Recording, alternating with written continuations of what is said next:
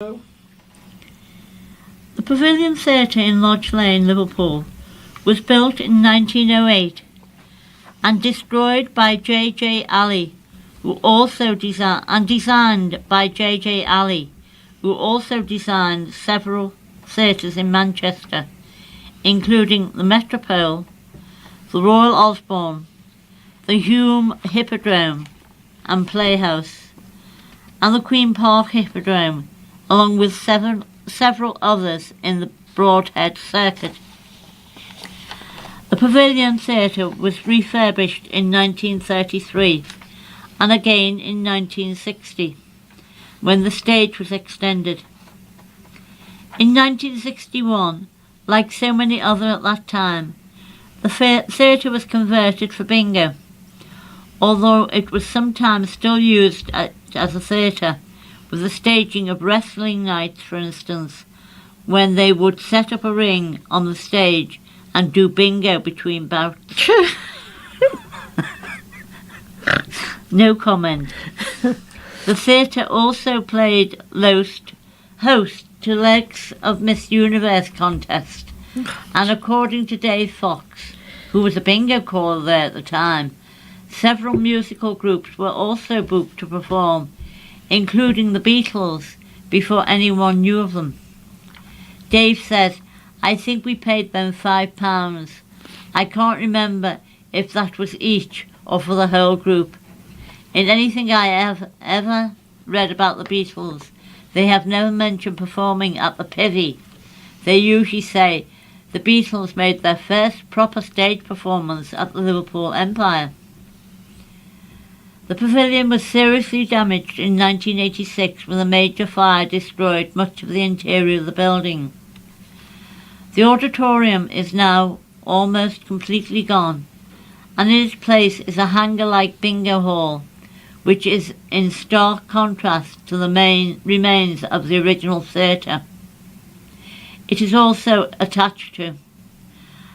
However, part of the interior are still accessible. A visitor to the site, Carol Giffin, has recently sent in some of her memories of the Liverpool Pavilion Theatre. Carol says, "My family owned the theatre house at 13 Lawton Street, set back up 3 steps between the Pro House pub and the Pavilion stage door.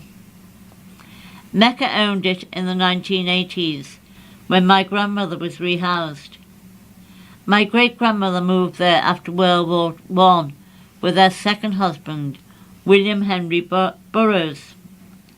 My grandmother moved in after her marriage, and they used to supply refreshment to the acts, as they call them. My grandfather helped out in the bar and sadly died there in 1945. When I was little, I used to be able to hear the acts rehearsing in their dressing rooms through the wall in the hallway, or lobby as it was called. I remember especially listening to Eddie Calvert. The star dressing room was up some steps on the left, and the larger dressing rooms from the chorus girls, etc. were at the end to the left. To the right was the stairs which took you to the auditorium.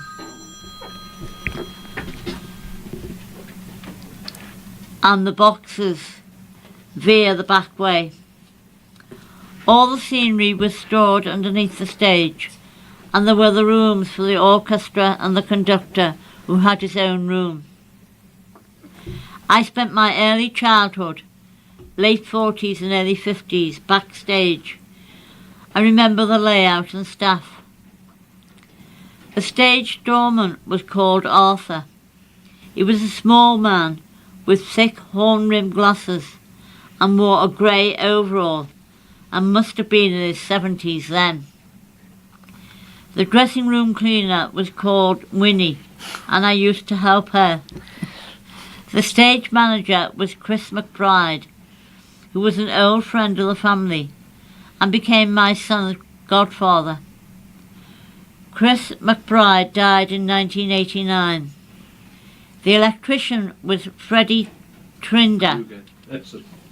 Freddie Trinder, brother of Tommy Trinder, the famous comedian. And there was a fireman called Reg or Fred who came from Manchester. Front of the house, the manager was Mr. Lovelace, and during the war, Auntie Nell ran the bar.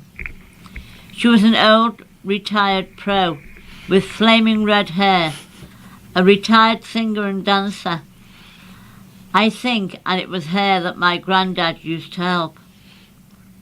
I also remember there being 2 autograph books in the house stuffed with photos and autographs of the acts, including George Robey, Mary Lloyd and Little Titch, alas now missing. I saw Ken Dodd's first panto there when he was wishy-washy in Aladdin, and I was asked to go up on stage as part of the show. When he asked me where I lived, I said next door. That's good, isn't it? Yeah. Yes, Yeah, so many. But fancy Tommy Trinder's brother working in the pavilion. I know. I didn't know Tommy Trinder was from this area. Oh, yeah. Was he? Yeah. And Arthur Askey. Yeah. Oh, I know Oh, Arthur Arthur Askey Askey. was. Yeah. Yeah, but I didn't know Tommy Trinder was. Oh, that was interesting. It Yeah. brought back a few memories. Yeah. Yeah. Now, Sir Charles is now going to Charles. read the next part Sir of Charles. yes. Of, Is one sure one can? well, one can do- only do one's best. Everyone fully understands that. Thank you so much. That's why people like our talking newspaper, our Yes, edition, and all. because they thought we're all stupid. On Tell them all. about the phone call. So Charlie's going to read the second part of the World War One story. Right.